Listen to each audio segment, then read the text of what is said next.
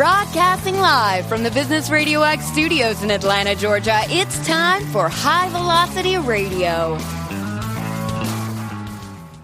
Welcome to the High Velocity Radio Show, where we celebrate top performers producing better results in less time. Stone Payton, Lee Cantor here with you this morning. Lee, this is going to be a fantastic segment. Please join me in welcoming to the broadcast the leadership team with Elemental Churches. How are you, gentlemen? Hey, we're doing great. Thank you. Thanks for having us, man. Well, let's kick this off. The president of Elemental Churches, Dave Workman. Dave, why don't you tell us a little bit about Elemental Churches? How you serving folks? Well, the main thing that we do is work with churches, and I'm sure that some of your listeners think, all right, so what does a church have to do with being a business entrepreneur and so forth? But organizations are organizations. And so after being part of a mega church here in Cincinnati, Ohio for 30 years, we launched a consulting group to help churches grow, help them get healthy, help them organizationally. We like to think of ourselves as doing organizational discipleship. How about that? It sounds on brand. That's a good move there. Now, talk about when your clients are churches, do they have unique challenges that maybe traditional businesses don't have? Yeah, I think they do. The things that are in common, for instance, the church that I was a part of and led for a number of years, in some ways it functions organizationally like a small business. We had a $10 to $12 million budget. I had 120 people on staff. There was a lot to manage and a lot to take care of. The things that make us different are we depend so much on volunteers, and the way you manage volunteers, you have to work with intrinsic values. And so I don't have a paycheck or a financial care to put in front of those. For instance, when we opened up a place called the Healing Center, which was to help the marginalized, the under-resourced in Cincinnati, Ohio. Cincinnati at one time was the 7th poorest city in the nation of big cities. And so we wanted to help with helping the under-resourced. That took about 500 volunteers a month to serve 3,000 to 4,000 people each week. And so because of that, you have to manage in a different way. Now, when you're working with people and using kind of a large why as the carrot, as opposed to large piles of money as the carrot, does that change anything when it comes to motivating people and inspiring people? Or is this something that people, because they're part of the church, they already kind of buy into that, or they wouldn't be part of the church in the first place? Well, I think that implies that you have to have your mission really clear, that people really have to understand the purpose for which your organization, in our case, a church, why it exists. And we existed solely to love the people of Cincinnati, to serve them, to create resources for them, and so forth. So you tap into their intrinsic value to have purpose and to help the community that they're a part of. Now, is that the thinking behind the name Elemental? That wasn't an accident? Yeah, the elemental part comes from our research in working with primarily churches, but any organization. And what we did was identify what we think are the 4 essential or 4 critical elements that every organization has to have in order to be healthy and to be effective. And those 4 elements in our mind were integrity, that has to do with infrastructure, that has to do with systems and processes. It's how you get your job done. In our case, how we get our mission done. Passion was the second element. Passion is the energy, the vibe of the organization in terms of wanting to get the mission done, how committed they are to the mission. The third thing is servanthood. Outward focused is the organization. And lastly is imagination. That has to do with change capacity, the ability of a leader to ask what if questions. What if we started doing this? What if we stopped doing this? The ability of leaders to blue sky in their organization. If those 4 elements are active and they're fairly balanced in any organization, organizations tend to be healthy. Same way with churches, and those were the things that we began to assess in churches when we began putting our inventory together. Now, you mentioned that this started at a mega church, the idea of this. How did you kind of pull your team together? And then why don't you introduce your team? Well, I have my first contact was the dean of the local seminary here. His name is Dr. Tom Thatcher. Tom and I had met a few times before, and we had lunch, and I showed him a PDF, a draft copy of a book I was working on called Elemental Leaders. I said, "Tell me if I'm out to lunch on this or what you think." Yeah. And he jumped in on it, and I'll let him kind of tell his connection then with us. Yeah, my background is I've been in higher education for 25 years, aside from church, and then also in the publishing world. And so I was coming from a framework where I had seen in the education industry dramatic changes in the way that information and experience learning can be delivered to people. Moving from when I first started, everything was still face-to-face and pretty much classroom-based, and going into environments that were fully online and hybridized in different amounts of time to try to get more and more results for people in different amounts of time.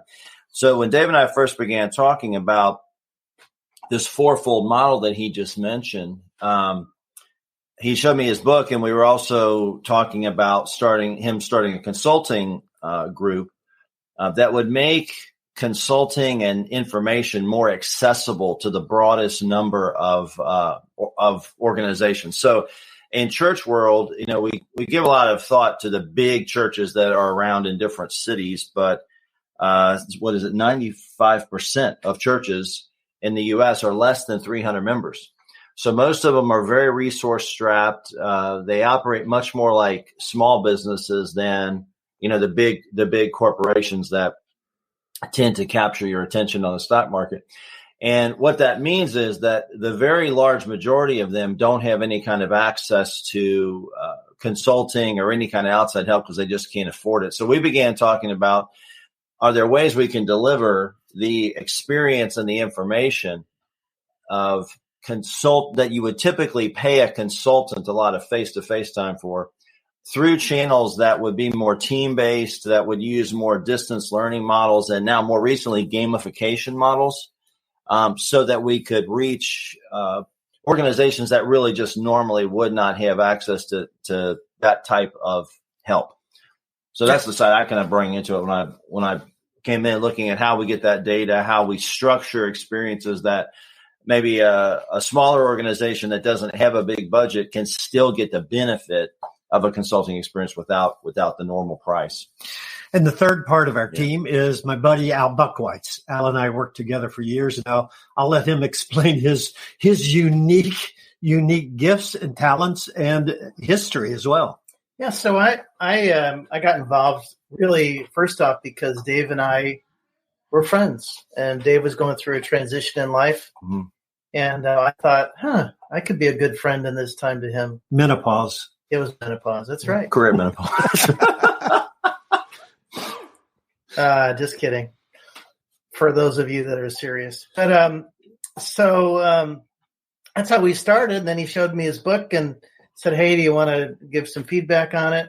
And then really over time, I became more drawn into the business. And I'll tell you the real reason why. There's a part of me that's always been attracted to cutting edge. I've always been attracted to disruptive business ideas, disruptive concepts, not because I'm trying to disrupt, but because I think that many times we get stuck in ruts and we do things the same old way. And so disruptors come along to improve and really create a new way of doing something that really adds value and really helps a lot more people. And so, I was along for the ride and enjoying some of the pieces of what we're doing. And then honestly, when I saw the focus game, the focus strategic planning tool that's gamified, I thought, whoa, this really represents something significant. So that's how I got here.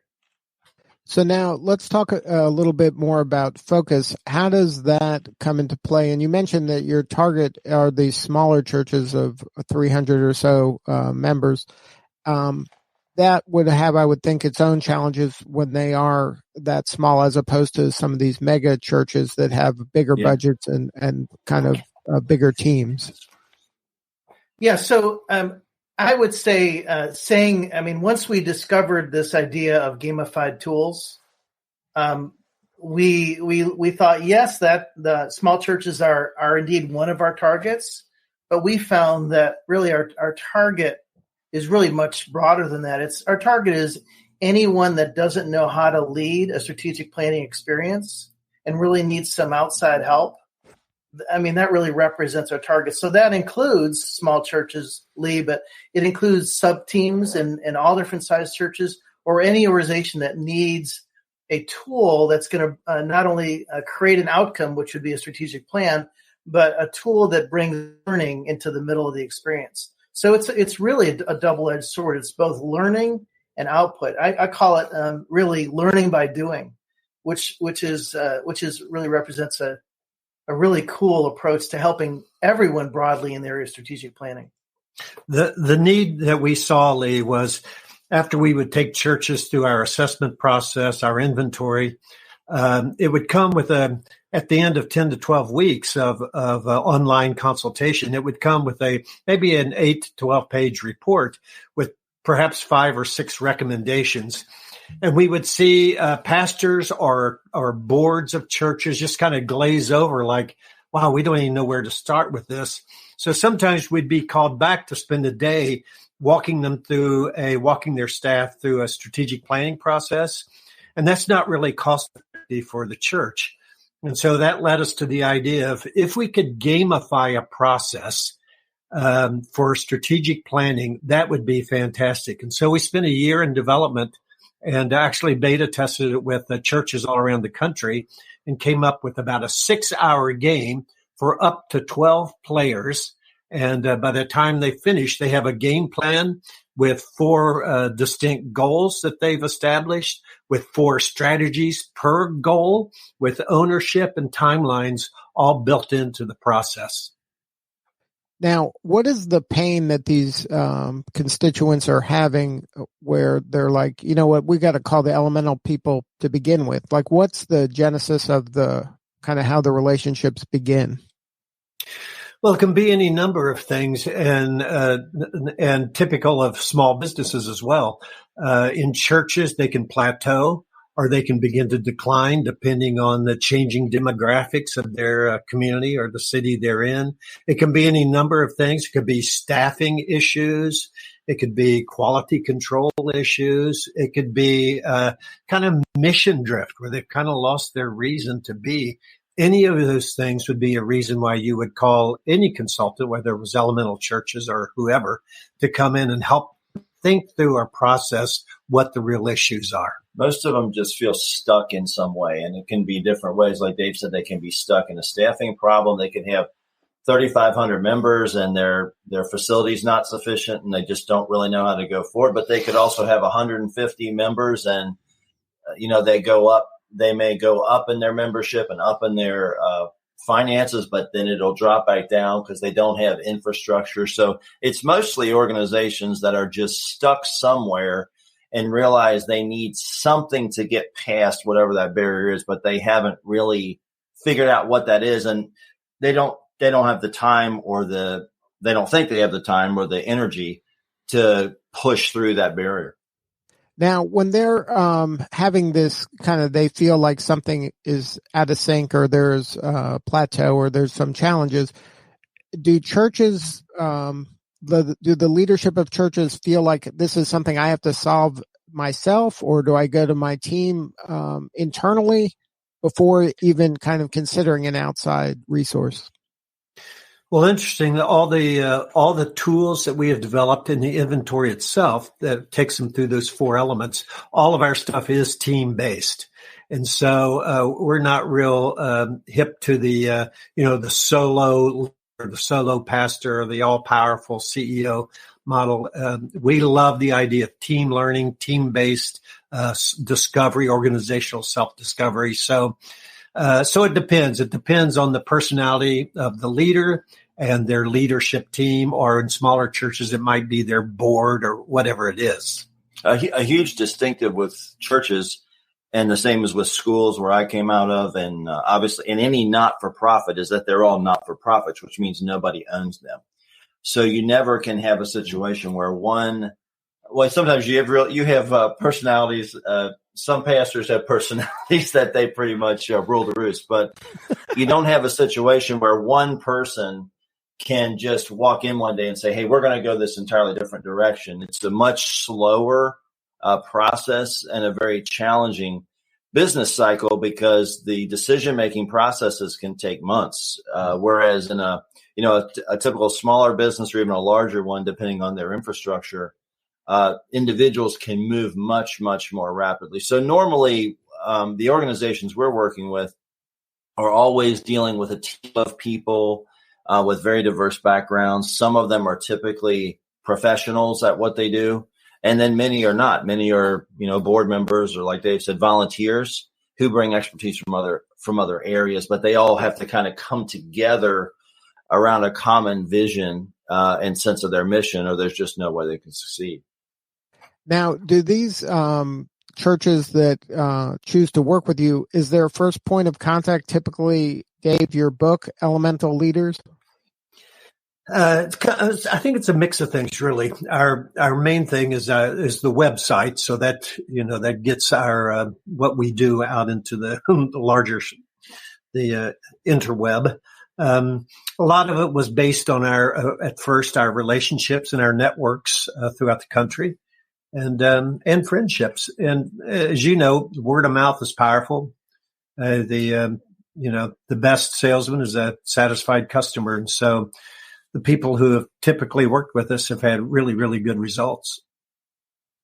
And then walk me through, say I'm running a church and I'm thinking, okay, this is something for me. How does it begin? So maybe I've read the book, maybe a friend has told me that this is, I should be working with you guys, but walk me through kind of those beginning steps to kind of kick off the Focus program and to begin this kind of playing around with this gamification, which is probably unusual. Like I probably haven't done things like this before in my organization. In general, what we find is that most churches, and this is true of all organizations, they may not be totally aware of what their actual needs and challenges are. Or they may, so often they think that, they think that what their problem isn't actually what their problem is. So ideally, the first thing we developed was a way for them to do a team-based sort of self-assessment of their organization using this framework we just mentioned, the systems, commitment or passion, outward focus or customer focus in the world of business, or client focus or community focus, and then innovation, imagination, change capacity. So ideally, if we connected with the church, the first thing they would do is go through, and again, this is using, like I said, a distance education model. So the first thing they would do is go through a very structured but really self-driven process of assessing themselves, both as individual leaders and as an organization. As my colleague here, Dave, mentioned before, once they go through that, we write a report that is presented to them and with very specific suggestions about what their next steps might be. And in writing those reports over time, I had noticed that I could just copy and paste the line that says you need to develop a strategic plan from every report into the next one, because very, very few churches, like most businesses, just don't really have a strategic plan. They kind of do what the calendar and what the day-to-day need demands. So the Focus tool would ideally be thinking something you would do, it's a strategic planning tool. So ideally you would assess where you are and then move into a mode of making a plan for the future that's building on the platform of where you are. And so then we were thinking, okay, typically strategic planning for congregations. Well, I don't know if there's a typical, it can easily cost $20,000 and up. And that is just not accessible to the very large majority of any nonprofit organization, much less churches that are, always trying to be conservative and careful with what they have. So we discovered that if we use the gaming model, we could significantly reduce the cost by giving a more powerful tool that would allow the team to go through that same process that you might typically bring a consultant in for, 2, 3, or 4 weekends where they're spending a huge amount of FaceTime on that. So, but if a church already had a strong sense of who they are and what they wanted to do, and they're thinking we need strategic planning help, absolutely. Many have just bought the focus tool, the game, and gone through it and gotten good results. A lot of them are already self-aware of their pain points. So they're like, hey, we know where we are. We want to start planning. So give us the tool and let's get rolling on that. But this is something that if they do kind of buy into the whole thing, at the end of this, they're getting really actionable next steps that they can implement pretty quickly after they've gone through the process. Oh yeah. Well, yeah. The goal of the game, like with any game, you win the game when you actually have, as Dave said, a functional 12 to 24 month on paper plan. It's not a huge, robust thing that's going to be, like what a university would have. That's going to be 100 pages, but very typical of what like a small business would have, where you have your 4 goals for the year or the period, and then you have 4 strategies under each one, and dates, and who's gonna do what. But again, the gaming process accelerates a lot of that conversation because it simplifies it. So they do it. Yeah, they do end up with that. And then is this something they should be revisiting every couple years, or like how often should they kind of have maintenance with this? Well, the primary idea of the focus game is a 12 to 18 month or so strategic plan. So what do you want to get done in the next year to year and a half? We develop refill kits for the pieces that they write on, and it's highly interactive. There's a lot of pieces to it, and it's fun to do. It forces engagement, forces interaction, and it's designed to kind of lower the domineering voice in a team so that everybody has a voice. And when everybody has a voice, there's higher ownership in the process. So it works really well. And we've already had people buying the refill kits so they can use it the following year or within 2 years. Can you share a story maybe of a church, you don't have to name its name, but of something that kind of had really explosive growth, or they were really kind of blown away by the exercise? Yeah, as a matter of fact, on the website at elementalchurches.com, we have a whole list of results of people who have written in and said, hey, this happened, that happened, and so forth. A smaller church recently told us that they had, after doing the inventory, the Elemental Churches inventory, they had the best year they had ever had in every way. So that meant in terms of growth and effectiveness and impact, and in the ministry to the poor that they use. Who was the guy that we put at the very top, Al?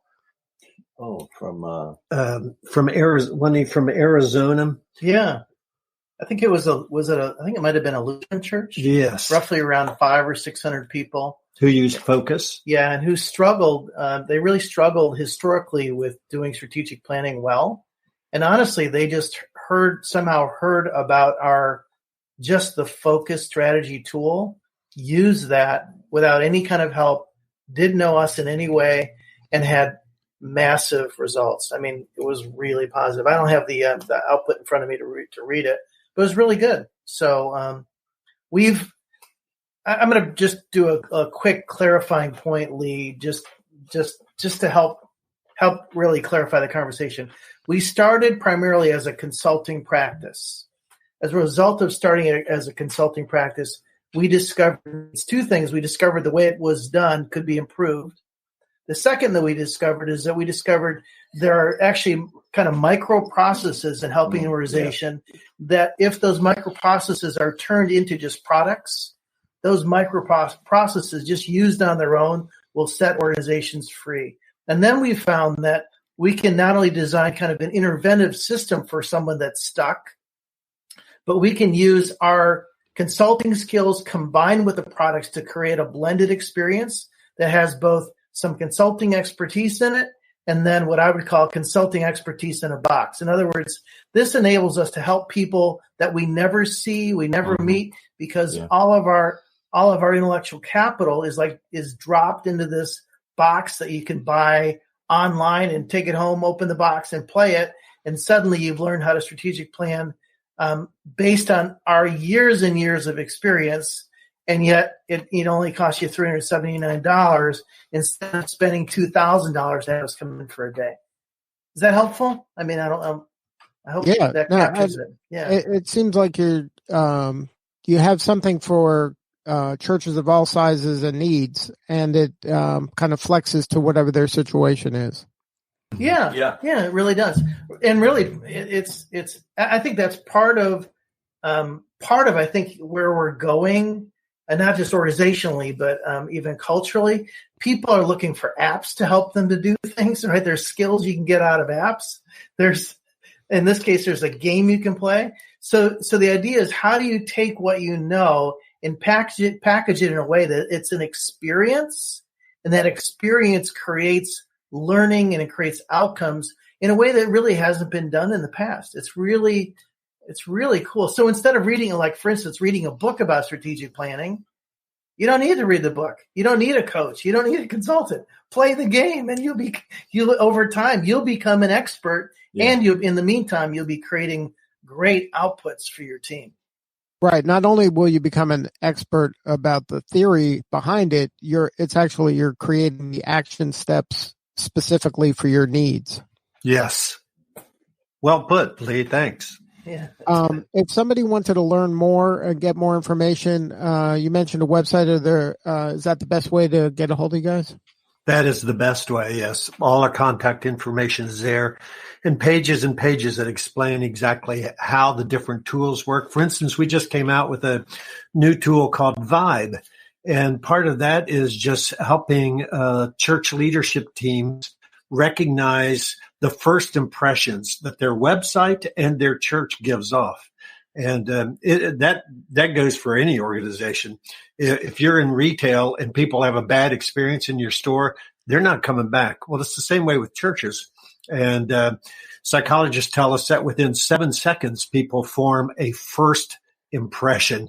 That's pretty much organizationally true, too, I think. And so we developed kind of a secret shopper game-like tool where the leadership team or whatever department is going through it takes on the guise of a secret shopper of 4 different avatars, and they try to see their church, their website through the eyes of either a 30-year-old single woman up to a 60-year-old 12-stepper. Part of what we're doing, Lee, which is part of the mystery and or the magic behind L&L churches, is we're testing models with a unique group. But our intention is to take these ideas and translate them into business. In other words, we've got strategic planning for churches that's really geared that way based on the unique needs. But we plan to take these tool ideas, and we think small business could benefit from it as well. So we're playing with how we'd like to do that. But you can see in your own mind, I'm sure, how this kind of approach could work for multiple contexts, not just churches. Yeah. Absolutely. A lot of organizations struggle. Well, I've been a gamer all my life. I'm a video gamer and love to play games always, and played sports and that. So that makes sense to me. But a lot of churches and businesses don't think of. They think games are for fun time, and they don't really think of that as a serious thing. But the research is really showing that all games do is take an existing process and change the dynamic around how that process works. So games are just, whether you're playing Candyland or Yahtzee or tennis, it's just a way of causing people to interact in a certain way. So when you can take a process like strategic planning, vision casting, which very few organizations have a really viable vision statement of what they want to do or clarifying their values, when you can turn that into a process that controls and streamlines the way that people think and talk about something, you can actually get a result much, much quicker than going through just a random conversation that might take months to get something done that you can actually do in a day. And what Al is referring to, we actually have had a number of businesses and not-for-profits reach out and say, how could you guys adapt some of this to that environment? Because it's just surprising how much you can get done in a very quick time when you change the rules of engagement about how a process happens inside an organization. So if any of your listeners are just interested in what I've heard about gamification in the Wall Street Journal, what does that mean? Get on our website and shoot us an email, and we'd love to talk to you about how that works too. Right, because I imagine all of this can be kind of modified for any business. It doesn't have to be churches. It doesn't have to be servant-led organizations. Pretty much any business that has these needs, I'm sure you can adapt this gamification around their industry or their business. Absolutely. All right. Well, once again, the website is Elemental Churches. Thank you so much, Dave, Tom, and Al, for sharing your story. We appreciate you being on the show. And thank you, Lee. All right. This is Lee Cantor for Stone Payton. We will see you all next time on High Velocity Radio.